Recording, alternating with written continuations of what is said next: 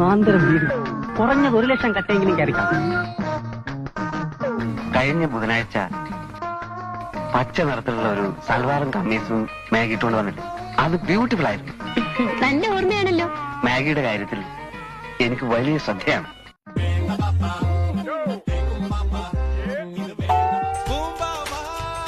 നൈസായിട്ട് ബ്ലോക്ക് ചെയ്തു. ചുമ്മാ വളവളാന്ന് കത്തിയേക്കണ്ടായിരുന്നു.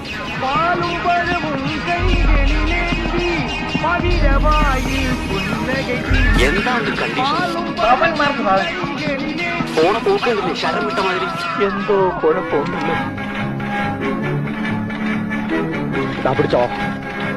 പിടിച്ചോ.